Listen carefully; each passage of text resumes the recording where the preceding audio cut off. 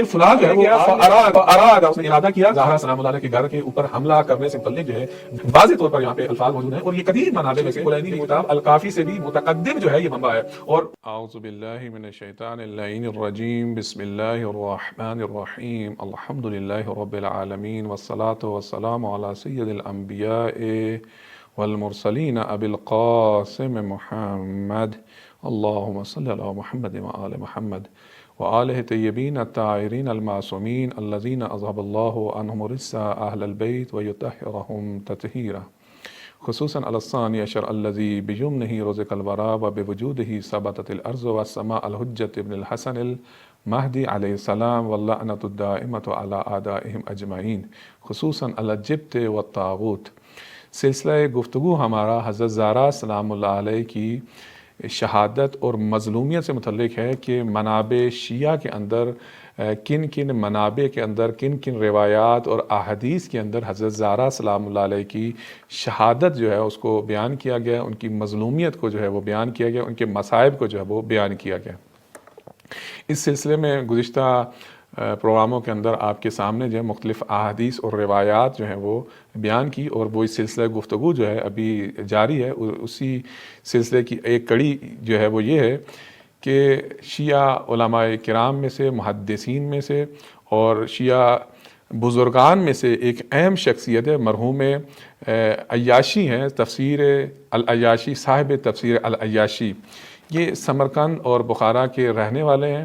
اور یہ مستبصر ہیں۔ یہ پہلے کسی ایک اور مذہب سے ان کا تعلق تھا، اور بعد میں اللہ تعالیٰ نے ان کو بصیرت عطا کی، اور انہوں نے جو ہے مذہب شیعہ کو جو ہے وہ قبول کیا، اور ان کا تعلق جو ہے، ان کی جو اہمیت ہے وہ اس بات سے ہے کہ یہ بڑے بڑے علماء کرام کے جو ہے وہ اساتید میں سے جو ہے ان کا شمار ہوتا ہے۔ اور اس کے بعد جو ہے یہ ان کی جو مال اور ثروت اور دولت تھی، انہوں نے مذہب شیعہ اثنا عشریہ جو ہے اس کے پھیلانے کے لیے، اس کی تبلیغ کے لیے انہوں نے صرف کیا۔ ان کے گھر کے اندر علماء، کاتبین، مختلف افراد جو تھے وہ کتب کی نسخہ برداری کرتے تھے، کوئی لکھتا تھا، کوئی حافظ قرآن تھا، کوئی محقق تھا۔ یہ ہر وقت ان کا کام ہی ہوتا تھا، یعنی آج کا مصطلح جو ہے وہ اس کے مطابق جو تحقیقی ادارہ ریسرچ سینٹر جو ہے آج، یہ ان کا گھر حقیقت میں ایک ریسرچ سینٹر ہوتا تھا، جس میں وہ جو ہے کتب جو ہے وہ لکھی جایا کرتی تھی، اور وہ مذہب شیعہ کی ترویج جو ہے وہ ان کے ذریعے کیا کرتے تھے۔ اور 200 سے زیادہ کتب جو ہیں مرحوم نے جو ہے تو تصنیف کی ہیں، اور مرحوم شیخ کلانی کے بھی جو ہے یہ اساتید میں سے ان کا شمار ہوتا ہے۔ بہرحال ایک بہت اہم شخصیت ہے، اور بہت بنیادی علماء کرام میں سے، محدثین میں سے جو ہے ان کا شمار ہوتا ہے۔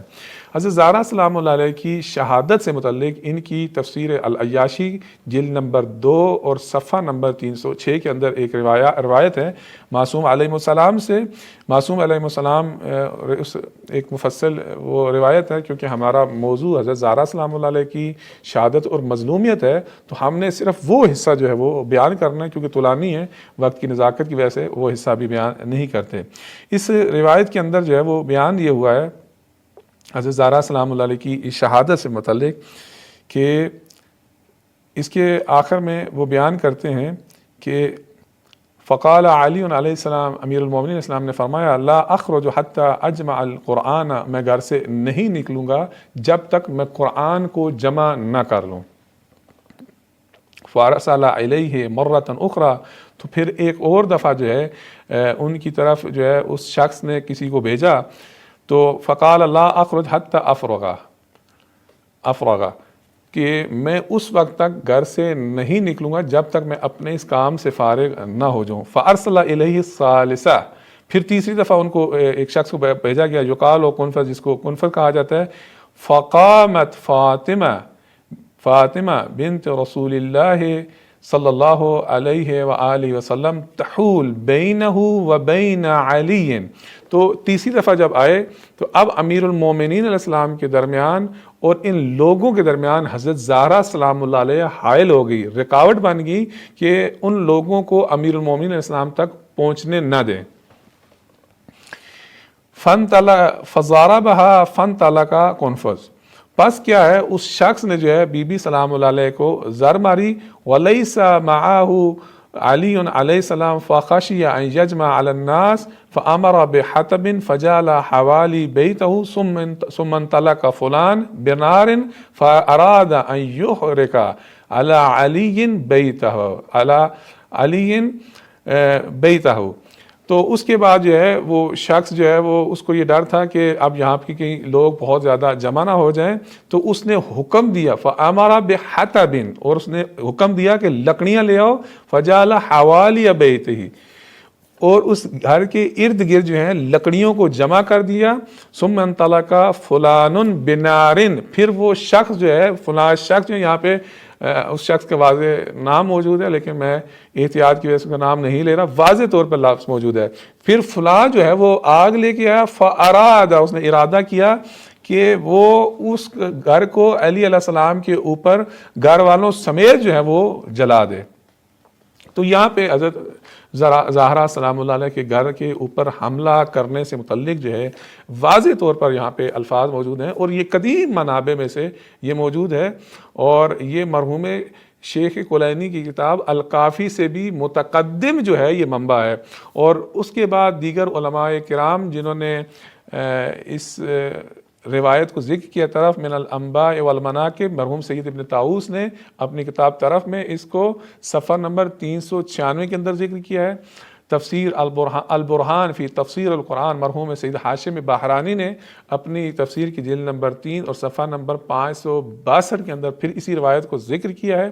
بحار الانوار جلد نمبر 28 صفحہ نمبر 230 کے اندر مرحوم علامہ مجلسی نے اس روایت کو ذکر کیا ہے. تفسیر نور الثقلین میں مرحوم